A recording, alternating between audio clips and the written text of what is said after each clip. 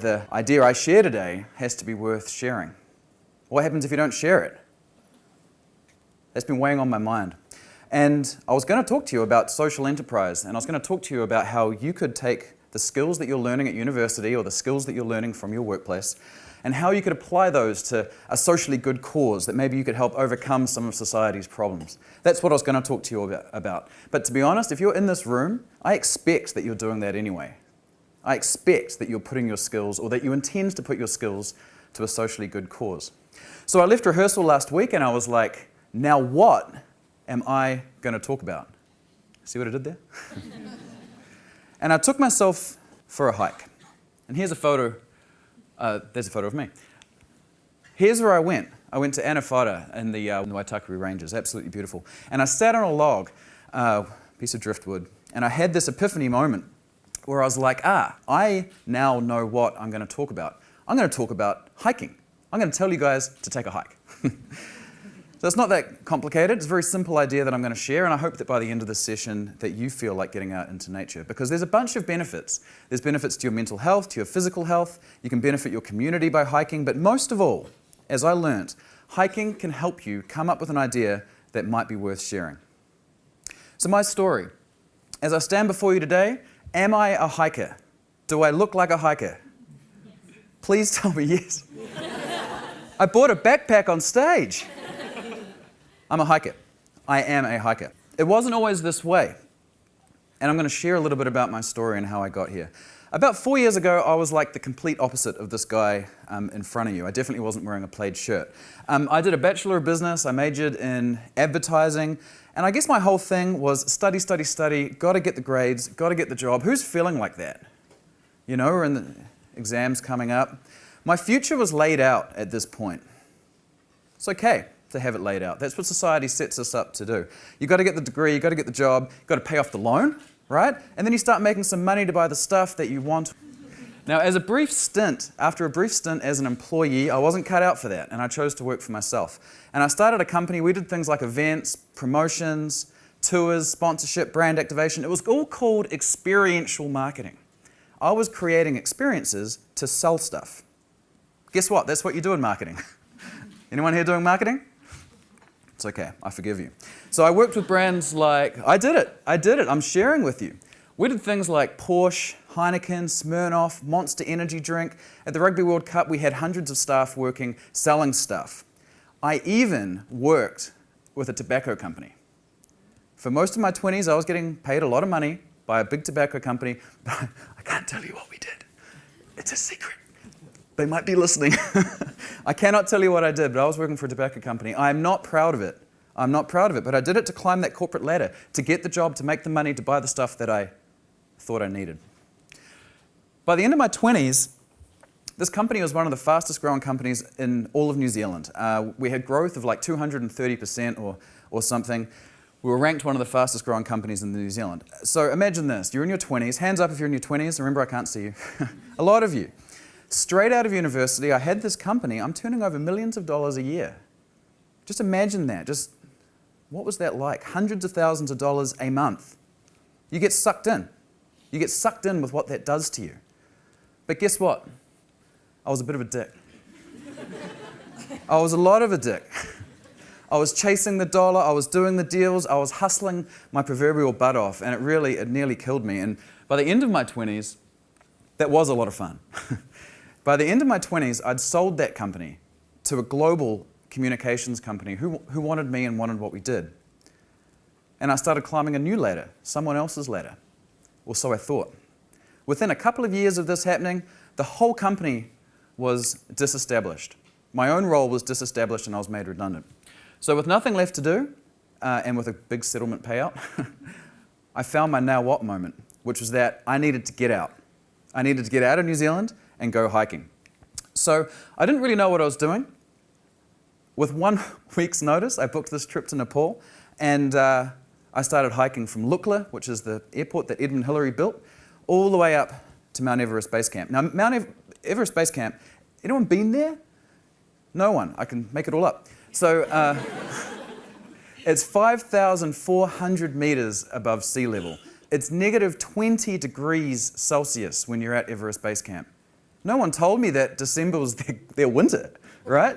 Freezing, freezing cold. It's so cold and so high up there that you need these special pills that you take that thin your blood so you don't get a brain clot and die, right? So it was pretty gnarly out there, and people die all the time. I didn't, and I'm speaking to you today. Now, I had this epiphany moment. I had my now what moment. Gosh, I hope you guys can have the same thing. It was about halfway through the hike, and I could just feel this fog lifting off me. Kind of like when you've got a frosty windshield and it's like, that's what happened to my brain. And all that stuff that you guys are probably feeling, deadlines, emails, social media, the pressure to be a TEDx speaker, all this stuff just fades away when you're hiking, and especially when you're walking for a long time. That's me there beside the Khumbu River. The waters come off Mount Everest, off the glacier, where they become a river, and I was sitting down there beside them, just with a bit of product placement there. Those nuts are available in all good supermarkets. When the fog of my life, this is a serious speech, when the fog of my existence had gone, it was really weird, and I was just left with myself. And I started to get to know this guy, and he seemed okay. Maybe that guy wasn't such a dick. And it was a really special moment, a really moving, special moment for me to have that realization that actually, you know, I could be okay with myself now. I'm not selling tobacco anymore. And I remember sitting beside that river, and I had this, man, like a drain. You unblock the drain when it's blocked, and then kaboof, the emotion just came out of me. It was very special. And that was my now what moment. And my now what moment was this. What if more people could get out and go hiking? Maybe the world could be a better place. Maybe it's that simple. And maybe I could do that because I've got a bunch of skills that I've accumulated that I can apply to this cause. So that was my idea, and here's my insight. The insight is that we, you, me, we live in this absolutely incredible country. Can I get a round of applause for Aotearoa? Wow! What a country we live in. We've got rivers, valleys, mountains. We've got some of the best hiking in the entire world. This country is an adventure lover's dream. No one in New Zealand lives further than a few short hours from the beach or from a forest. The New Zealand government says about walking that being active helps you by improving your heart rate, your circulation, improving your bone strength, helping you with balance so that you don't fall over. Gives you muscle strength, it reduces anxiety, it improves your mood by boosting dopamine, reduces depression. Wow, it's all so good and it's all free, right? Except for the jet boat, it's not free. So we've got this incredible country, no one denies that, right? But we've got these huge problems. There's a few of them. In terms of physical health of our population, about 1 in 3 adults in this country aged over 15 are obese. A further 34% are overweight. Together, that's 66% of people in this country are either overweight or obese. And then you've got children. 1 in 8 children are obese. A further 21% are overweight. That's 33% of our young people are overweight or obese. So we've got these terrible rates of heart disease, diabetes, cancer. We've got illnesses that are linked to our population not getting out and making the most of this incredible country. That's one of my groups, by the way. In terms of mental health, which I'm big on, 1 in 6 New Zealanders has been diagnosed with a mental health disorder, depression, bipolar, anxiety. We've got the highest rate of youth suicide in the world, in particular amongst young men. 636,000 adults, which is 17% of our population, are living with or are diagnosed with a mood disorder. And if 225% have reported feeling mental distress in the past 4 weeks. Now, all of this stuff costs the individual in terms of happiness, relationships, productivity, and it costs our country. About 4% of our GDP is spent on mental health-related issues. So we've got a beautiful country with a whole bunch of problems. So I'm still sitting in Nepal. There's a lot going on. I'm just taking you back there. Part of the issue we're facing is that the way that we work and the way that we get to work. 80% of Kiwi workers don't walk even 100 metres a day. Why? Because they'd prefer to drive straight to their front door of their office and walk up and go up the lift to get to their floor, to sit at their desk, to look at a screen all day. Back in the day, you'd hear that, oh, son, I walked 5 miles in the snow to get to work, and that was after shearing the sheep. What are you going to tell your grandkids? I took an Uber to work, Jimmy, and I stared at the screen, I Ubered home, spent another 5 hours looking at Netflix, had a hard day. Oh, Jimmy, tell me more, Dad. Tell me more about the Netflix. The Ministry of Health says we're supposed to do 10,000 steps a day, or 30 minutes of active exercise, but who's doing that? Because people want convenience. They want to get straight to work. They don't want to wait for the bus. They don't want to have to walk across to the bus stop. So this convenience is coming at the expense of our health.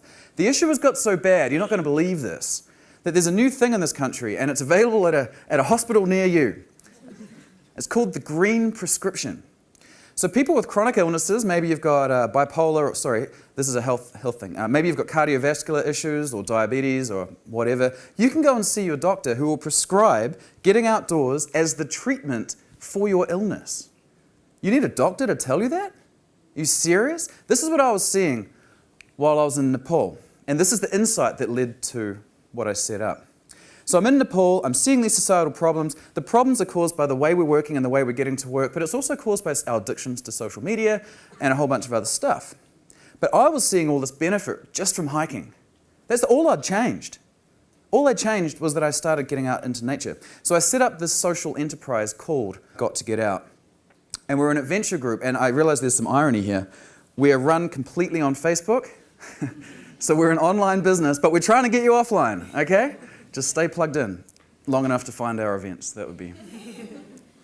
Now, we're a social enterprise because we've got this mission which is right there at our core. The thing that we're trying to do drives us.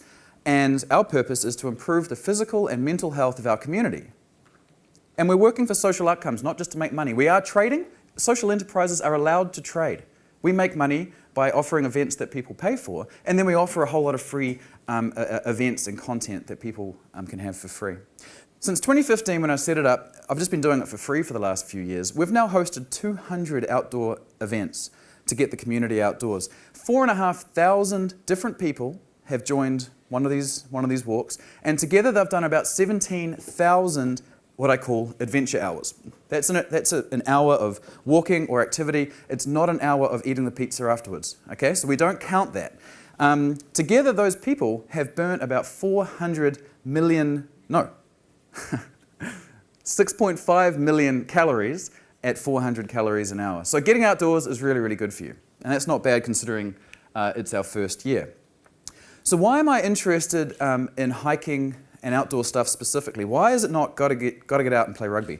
Hiking and walking have got these real benefits to your physical health and your mental health, and I've already mentioned some of them. But there's some other non-sciencey stuff that I want to bring up that hopefully will inspire you to go walking. You can make friends.